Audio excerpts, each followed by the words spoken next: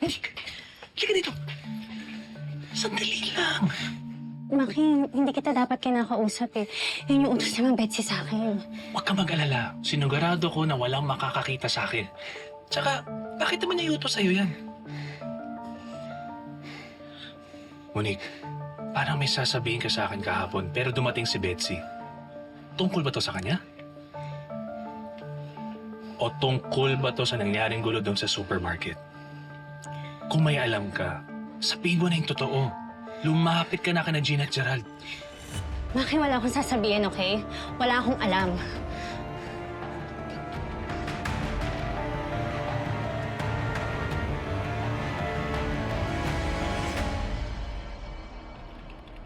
Anong araw yan, Jacob? 1 week, sir, bago po yung promo. Madalas talaga si Betsy sa office ko. Pinupuntahan niya ako pag may kailangan siyang i-consult sa akin. Pero hindi naman niya ginagalaw mga gamit ko. Ayan, yan, dyan. Balik mo ng konti. Yan, yan.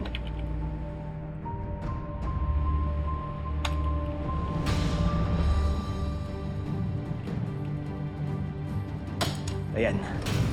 Kitang-kita na may pinakialaman siya sa laptop mo. Malinaw si Betsy yung sumabotay sa'yo.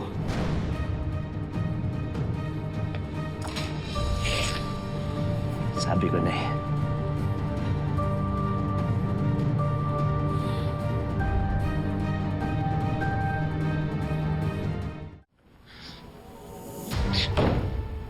Huling-huli ka na, Betsy. Napagbintangan at nasuspindi pa si Maki. Ikaw lang pala sumasabotahe sa asawa ko. All this time, akala ko okay tayo, Betsy. Pero kinaya mong gawin sa akin to? Kahit kailan talaga, napaka-plastic mo! Sakit mo naman magsalita, Gina. Hindi kita pinaplastic. Hindi ako gagawa ng bagay na ikasisira mo. Sinusuportahan kita, alam mo yan. Huwag ka na magmaang-maangan, Betsy. Kitang-kita sa CCTV, may in-install kang USB sa laptop ko. Naakusahan mo ba ako? Iniisip mo na ako yung nagnakaw ng file ng golden ticket? Oo, wala nang iba. Simula pa lang ikaw na pinaghihinalaan ko eh. Tama ako. May ebidensya na kami sa kalokohan mo. Ibang file yung kinopya ko. Bakit ko naman isasabotahin yung kumpanya ng asawa ko? Pangalan at kabuhayan natin yung nakataya dito. Hindi ko magagawa sirain yung pamilya natin. Enough with the drama, Betsy. Tama si Gerald eh. Noon pa niya ako pinag-iingat sa'yo. Pero tinanggap kita as my father's wife. I welcomed you as my best friend. Ang hindi ko alam, habang nakayakap ka pala sa akin, may hawak kang kutsilyo para patalikod na saksakin ako. Ano mo nagawang sabihin yan? Ang baba pala ng tingin mo sa akin. Maniwala ka sa akin, Gina. Hindi ako nag-traitor sa'yo. Itataya ako kahit buhay ng nanay ko. Betsy, hindi na bebenta yung pag-arte mo. Baunin mo na lang yung luha mo sa presito pag pumunta na dito yung pulis. Sir Gerald, Ma'am Gina, hindi na po kaya ng konsensya ko. Hindi po si Ma'am Betsy yung kumopya ng golden tickets. Ako po. Ikaw? Paano mo nagawa yun? Ako din po yung naglagay ng mga tickets sa bag ni Maki. Sorry. Sorry po. Nangailangan lang po talaga ako ng malaking pera para pang-operahan yung anak ko. Hindi ko naman po intensyon na magkagulo at may masaktan ng mga tao. Nakipag-deal po ako sa mga binigyan ko ng fake tickets. Bala ko pong ibenta yung cut ko sa makakakot nilang grocery.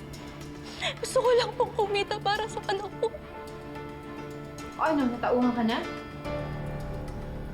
Kung makapangsisi kayo, wagas. Binabaliktad mo pa ako na ako yung paililim sa'yo. Pero ang totoo, ikaw tong plastikada.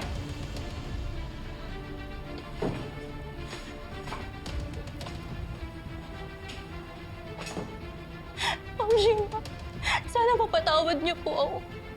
Nagawa ko lang naman po itong kasalanan na to kasi kailangan ko magkapera. Mamamatay po yung anak ko kapag hindi siya nakoperahan agad. Still, mali pa rin ang ginawa mo, Monique.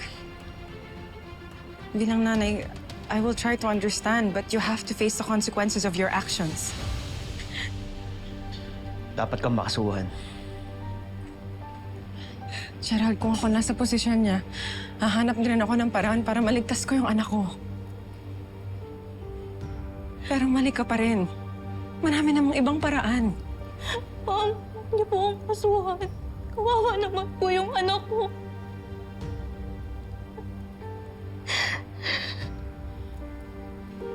Gagawin ko ito kasi isa rin ako, nanay.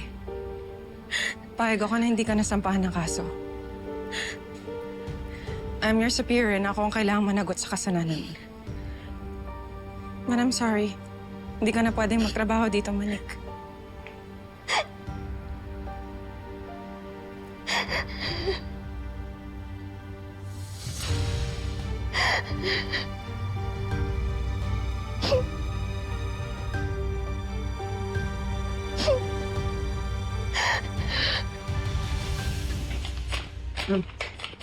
Ayan, bayad ka na eh. Sabi ko naman sa'yo, di ba? Lalambot si Gina pag anak ang pinag-uusapan. Kaya magpakalayo ka dyan. Ka na magpapakita dito.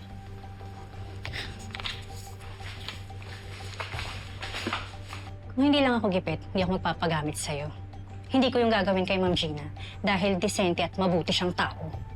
Ginawa mo na, di ba? Kaya huwag ka ng kuda dyan. Maninid ka na forever. Masama akong kaaway, kaya wag na wag mong subukan na ilaglag ako.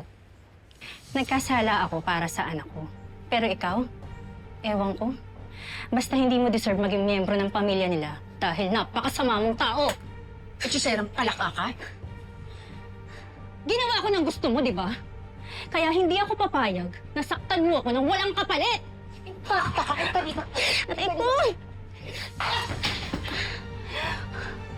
Huwag mo akong gagantihan dahil pasisingawin ko yung baho mo!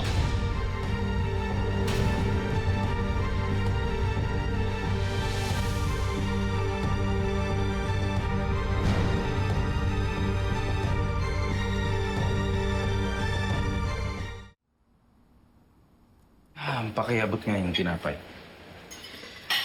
Okay, salamat. Alam mo pa, babalikin ko na si Maki at mag-a-hire ako ng panibago kapalit ni Monique. Salamat. Magsi-start na po yung bagong staff natin. Si Olga po, yung pangalan niya. Tapos na ang issue, Gina. But I think you owe an apology to Betsy. Ikaw na rin, Gerald. Nakapag-isip-isip na ako at nahimasmasan na ako. Okay na yun, love. Wala na yun sa akin. Diba sabi nila, forgive and forget.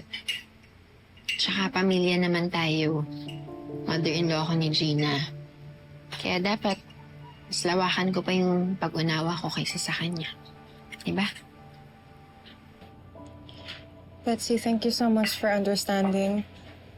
Sorry kung napagbitaw kami ng masasakit na salita. I was really emotional about the situation and dapat hindi. Hindi lang kasi talaga ako mapaniwala na nagawa ni Monique yun. She's been with us for 10 years, Dad. Yan ang hirap sa'yo eh. Masyado kang forgiving. Alam mo, nung sinisanti mo yun, thank you. Dapat yun, kinasuhan mo na rin. Yan, kaya dumadami ang mga kriminal dito sa atin eh. Sorry if you don't agree with how I handled the situation. Pero that happened under my watch and I take full accountability. Yan, ganyan din ako kay Jun eh. Ganyan ako napahamak. Masyado akong mabait sa kanya. Malug ako sa kanya. Lahat ng mga kapalpakan niya, pinagtatakpan ko. Pero kung akala niya tapos na ako sa kanya, hindi pa. Maganda siya.